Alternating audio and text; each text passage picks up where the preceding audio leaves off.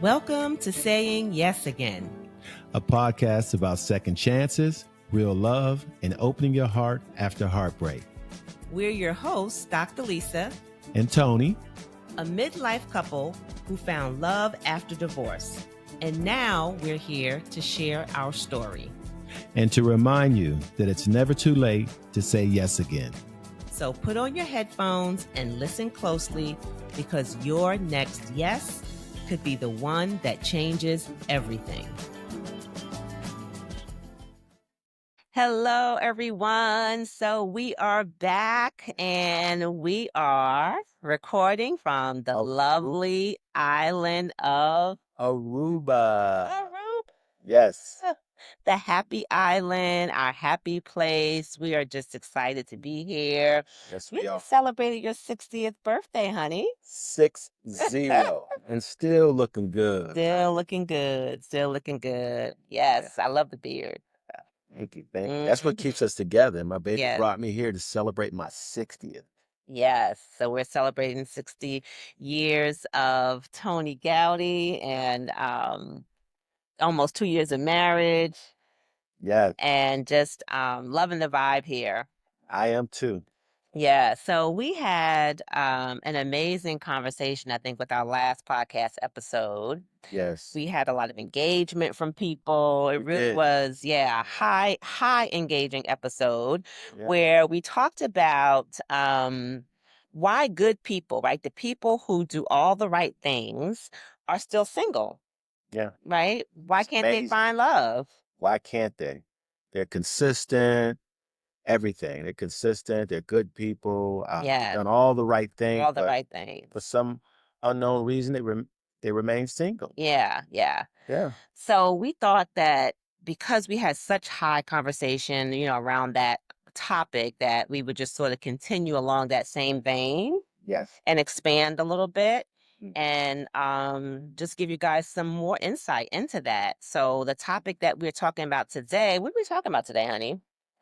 We're talking about some people not being able to allow themselves to be loved, to receive love, right? And we're not pointing fingers as much as Lisa and I would like to just be informative. We want to peel back the layer on that, deal with that, so obviously more people can find love and be receptive to love, right? Yeah. So we thought this was an important conversation to have because, again, we talked about why are the good people just single, not finding love? But then there's another layer to that.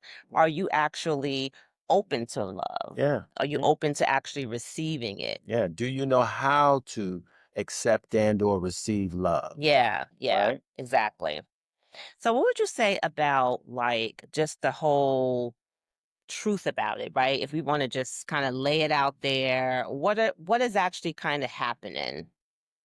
Well, I feel like, in some places, people have allowed their experiences or their mishaps to cloud their judgment in terms of receiving love. They say rather emphatically that they want love, but they have an internal or intrinsic hindrance, right? Yeah. They're totally not familiar with as to why they have these hindrances. Yeah. Right? And I can attest to that. Sometimes you even run into situations where you might meet someone who is, not everybody's perfect, but you might meet someone who's good, who's consistent, with the follow through and the follow up. Yeah. They're available, but you still pull back. Instead of leaning in, you pull back. They're pulling the chairs, they're opening the doors, they're offering you out to dinner, they're offering you out to excursions. And for some unknown reason, you asking your girlfriends or your guy friends, what's wrong with this person? You're looking for stuff. And why do you think people get to this place? Baby? Right. They're looking for the wrong things, right? Looking for something to be wrong. Yeah. Exactly. Finding something. Yeah.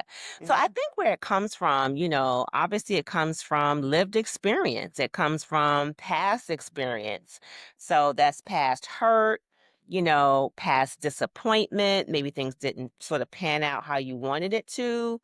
Maybe you loved someone so deeply and they just didn't return that love to you. Or that deep hurt You know, you Yeah. love somebody so strong, so much that Yeah. connection is there, and they Yeah. just hurt you to And the they hurt core. you to the core. That's Yeah. one of those devastating ones. You can tell Yeah. I've been there, done that, right? Been there, done that. Yes. And that's a hard one to kind of, get over. So it can make you sort of, pull back, I think, a lot. So it definitely comes from all those places. And we kind of want to just, talk about that, like Yeah, sort of if that's you. yeah. Yeah. But like Lisa said, those are some of the reasons that are holding you back from being able to receive love. And now you're in a space you don't know how you actually got there. Mm-hmm. Of like, love doesn't feel safe anymore. It feels Exactly. risky. It feels very risky. It felt Yeah. very risky. Yeah. And your mind really just starts to play tricks on you and it actually makes you feel uncomfortable, right? Yeah. So, yeah. So you're kind of just, again, just feeling like this is just a risky situation. Something's going to happen. Something as good as this can't be happening to me. Something eventually is going to go wrong. Yes. Yes. Start that, what do you call it, Lisa? Self-sabotage. Self-sabotage. That's her favorite word.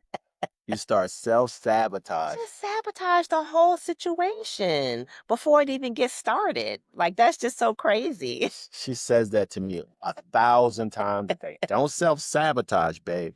But guys, it's very important. You deserve to be happy. Everyone Yeah. out there deserves to be happy in some form or fashion. Yeah. Don't, Yeah. do not Yeah. self-sabotage. Right, Dr. Lisa?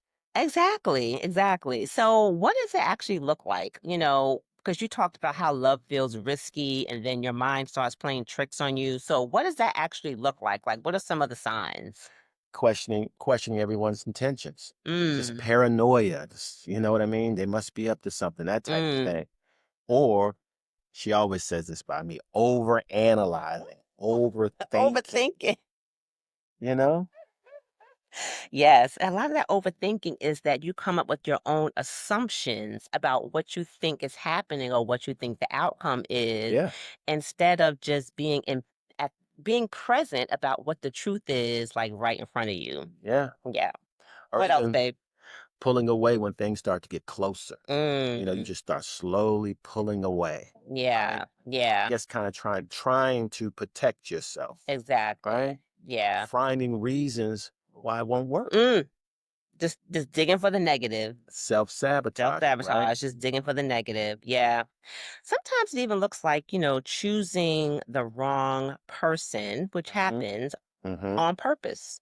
You know that this person is not the person for you. You know that they are not showing up how you want them to show up, but you choose them anyway. And a lot of times they are the ones who are emotionally unavailable. They have all the traits and the tendencies of someone who wants multiple partners. Run for the hills, right? Run for the hills. Yes, yes. So, you know what happens when you don't know how to receive love, right? What happens, babe? You start to try to control the entire Oh, situation, right? Of your process of yeah. finding a relationship. So you hold on to the control of it because you feel like if you're not in control, something's going to happen and take you back to that place, right, where you were before.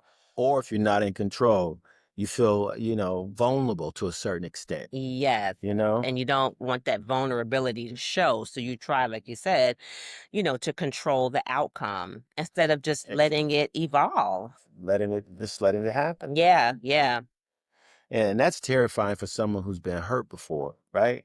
You've had that deep rooted pain, right? Where the love of your life yeah, walked away or they did something chaotic. And that pain it just resonates through everything with you. It becomes your lens into future relationships yes, without you even being aware of it, right? absolutely, absolutely. And what does control feel? What do you think people like who kind of, want to have control over situations? What does that do? Like it helps them, I don't know, maybe just feel safer? Yeah, it's just a safety net or a safe mechanism, right? It camouflages reality to a certain extent, Yeah, right? Protects them. It's their protection. armor, Mm-hmm. whatever. Mm-hmm. Yeah, That's yeah. what they believe, when in essence, it's actually their hindrance, Mhm. right? It's actually the hindrance. So, Yeah. And love requires us to be seen, people. Love requires us to show up, to be vulnerable, hmm to reveal parts of you maybe that you kind of want to keep hidden, right? I remember a good friend of mine who also happens to be a therapist says that, you have to kind of let your guard down a little bit and you have to give yourself a chance, the opportunity to find a relationship knowing that it may not work out, but that's okay, right? The point is that you want to at least open yourself up to the possibility, right? To hope. And that if it doesn't work out, it's okay, but you would have learned something from that encounter. yeah, definitely. Mm-hmm. Yeah, because, after my situation, I had gone through the point of isolation, didn't really want to be bothered, was pessimistic the whole bit. But eventually I got into a space, and I've mentioned this before in previous podcasts, Dr. Lisa. I got into a space where I was ready to take that risk and get out there in the open market again, Yeah. you know? Yeah. And hadn't I done that, you and I wouldn't have crossed paths and we wouldn't be in the space that we're in now. Yeah. Absolutely. Yeah. Yeah. So, So I think a question we have to ask too is, are you at peace? Right? Or are you protecting yourself from something? yeah. Yeah, definitely. That's a very important question. Yes. Are you at peace or are you protecting yourself from something? Mhm. Mhm. We have to identify these things Yeah. just to know where we are or where we're going, Yeah. Yeah. right? And I think looking at those two things, there's definitely a difference, right? There's a difference between what peace looks like, and there's a difference between, what may be deemed as protecting yourself, Mm, right? Yeah. And for a lot of people, peace is kind of that word that's just thrown around a lot. I want peace in my life. I want to be at peace. But is it really peace you're after? Or is it that you are, again, mm, putting up those guardrails just to protect yourself from something that you feel might happen or that has happened mm. in the past? So it's very important. I guess what you're saying is to know where this peace, where this actually is coming from, Yeah. right? Yeah. You Yeah. can think that it's peace and it's actually a defective form of peace. So, wow. Yeah, yeah. And peace is really about being open. So for you to be at peace, you have to be at peace with yourself enough to be vulnerable and to be open, Mm, mm. right? Yeah, good point. Yeah. And to do that without the chaos. Yes. Protecting yourself a lot of times can lead to isolation because you're going to, again, build these walls and kind of ward yourself off from people. And it's going to put you in a place of isolation where you don't get out anymore. Yeah. You don't mingle with people. Like we say, I've been there. Yeah. Been there. So where do we go from here? Yeah. So when a good person finally shows up, right? Mhm. When you finally meet someone who has all of the things that we want, the commitment, the consistency, the vulnerability, the emotional availability, we want to be able to relax into that, Mm, right? Because that's what we asked for exactly. and not feel uncomfortable. Right. Right. We want to be able to allow that to be normal place, Exactly. and not deem it through the lens of, our iniquities or whatever, Yeah. or our infractions. Yeah. Yeah. Yeah. And most people, I guess, feel uncomfortable because why? I think because maybe it's just unfamiliar. Unfamiliar, again, the hurts and the pains, the trials and tribulations that they've experienced Mm-hmm. in their past relationships.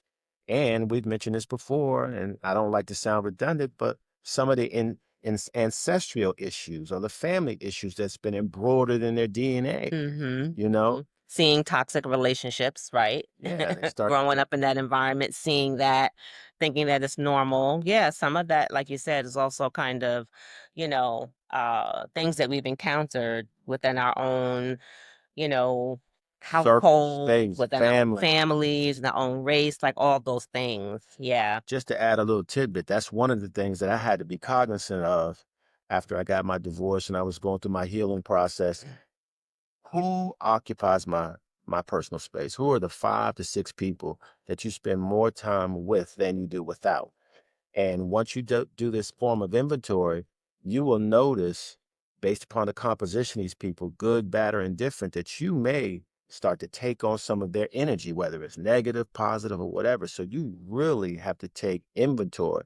This can include family, friends, spiritual partners, whatever. You have to take inventory of that. And those people that are not deserving to occupy your space, take up that oxygen, Mm-hmm. you need to get rid of them, Yeah. right? Because Yeah. we're going forward. We've Yep. already been through hardships, trials, and tribulations. We're going forward. We're moving on, right, Yeah. Dr. Lisa? Yeah. Yeah. Yeah. That your circle is important because that's only going to add to how you show up in relationships as well, whether those how those relationships look, if they're healthy or not. Yeah, Yeah. exactly. So another thing I think that's important to think about or talk about rather is how we define what healthy love is, right? Mm. Because do we confuse a healthy situation with it being a boring relationship? Mm. Right? So that again, that person that shows up with all of the qualities, consistent, just kind of low key, no chaos, down to earth, um, vulnerable. What do we say about that? Do we ask ourselves like, what's wrong? Like, are we waiting for the other shoe to drop? I think that we have to be open to that. Mm-hmm. Like in you and our situation, I had to be open to something different. Your profession, your circle, your lifestyle, the way you spend your leisure time, it was very different for me. The conversation piece was a little bit different for me. So you have Mm-hmm. to be open. Yeah, If you're definitely. not open, you can't grow, right? Yeah. And then you can't eventually gravitate to these unoccupied spaces that you might deem flattering, very comfortable, or whatever. Yeah. You Yeah. kind of have to be open. So don't confuse healthy love with boredom, ladies. Just No, because he's no, a good person doesn't mean that, or we shouldn't equate that to boredom, no, but create that to healthy relationship, right? exactly. So the breakthrough really, really begins when you begin to understand and learn how to receive love, which is kind of what we talked about in the beginning, right? And Hmm. that receiving love is a process. It is. It is Process. definitely. Yeah. So it starts with self-awareness. Again, we talked about, going inward and understanding what it is that you need to kind of work on. It starts with acknowledging fears. What are you afraid of? Even letting your guards down little by Yeah. little. And it actually starts with also, like you mentioned, letting your guard down, little by little. Not all at one time. You don't have to go, that far, but definitely little by little. Trusting doesn't mean that everybody is out here to get you. Right. Everybody is out here to hurt you. Right. That's just a reflection of what you've endured or experienced in the past. I can't say it enough. Yeah. I have been there. And I'm sure Lisa has been there in some form of fashion. So it's like, get over it. You're normal. You're okay. Let's get back up and move forward. Press on, Mm-hmm. right? Mm-hmm. Yeah. Yeah. So, what do we want to ask the audience? Mm. What question do we want to leave them with? I could think of one real good. Okay. Have you in your life, your dating life, ever come in a company or experienced someone in some form of fashion, whether it was a lady or a gentleman, that just seemed too good to be true, Mm. right? Did you push them away? Did you invite them in? What Mm. actually did you do? Yeah. So think about that so that you hopefully don't continue that same process if it was a negative one, if it was a pessimistic one in the future. Yeah. So That's a what good did you one. do? Yeah, think about that question, and it's this is an important part of the self-awareness work I think that Yes. we want you guys to do. So really think about that. I want to hear those answers too because I know that we've got, like Tony said, we've all been there. Yeah. And the other thing that I would want to say or ask as well is, do you find yourself more comfortable with people who are inconsistent and bring the chaos Do you like drama? than those who are steady? So think about your past relationships. Think about, the people who you've come in contact with in the past. And did you find yourself more comfortable with those people who were inconsistent Wow. and, just not showing up, or with those who were more steady? But the question is, Lisa, the question is, are you ready to be loved? Mm. Are you ready to be loved? Or are you used to being alone? Oh, wow. Wow. Yeah. So that's a good one because I think when people think about that, right? I'm okay alone. And, to each his own. I've heard that a lot. Yeah, I've heard that a lot. to each his own. I'm not judging, no judgment here at all. But are you using that as an excuse? If that's really what you want, we support you. But are you using that as an excuse, again, to protect yourself from Yeah. things that have happened in the past? That's what we really want to hopefully help you to uncover. Yeah. Yeah. Yeah. Yeah. Maybe the issue isn't that love hasn't found you. Maybe it has, and you didn't know how to react to it. You didn't know how to receive it. You didn't know how to absorb it. And again, you have to look inward. You have to look inward. Right? Definitely. Definitely. So I think we have shared a lot. We have given you a lot to think about. So definitely engage with us and share some of your responses, share some of your answers, share some of what you thought about, even this episode. And also rate our t-shirts. Oh, yeah. Yeah. Like, what do you think See about our those? t-shirts? Our Saying Yes Again t-shirts. Saying yes again to, yeah, they can't see the bottom. They can But see saying mine. yes again to love, life, and Aruba. Saying yes again to love, life, and Aruba. Yes, yes, yes. Yes. So what do we want to say in closing, honey? Well, we hope that you guys have enjoyed this episode of Saying Yes Again. Again, we're not pointing any fingers at anybody. We have also been there, and we still go through our own inherent struggles. We just want people to do a self-assessment, an inventory of themselves, and be over what happened to you in the past. Be over what experience that were negative to you. Just be done with them. Yeah. At this very moment, be done with them. Yeah. Clean house, get them out. Yeah. Open yourself. You are a beautiful person. You are, deserving of love. Just let it in. Just Do let your it in. spring cleaning. Yeah, I love that spring Spring cleaning. Mm-hmm. And just The let it on. springtime. Yeah, Right? definitely. Definitely. It's time to plant some new seeds. It's time to plant some new seeds. So if this episode of Saying Yes Again resonated with you in some form or fashion, as Dr. Lisa and I hope, please share it with a friend, relative, whomever. We want to spread the word, right? We want to sprinkle a little love in your household and the households of others. Yes, definitely. And make sure that you subscribe to our YouTube channel. You can also subscribe, follow, and listen on your favorite podcast channel. So whether that's Apple, Spotify, or iHeart.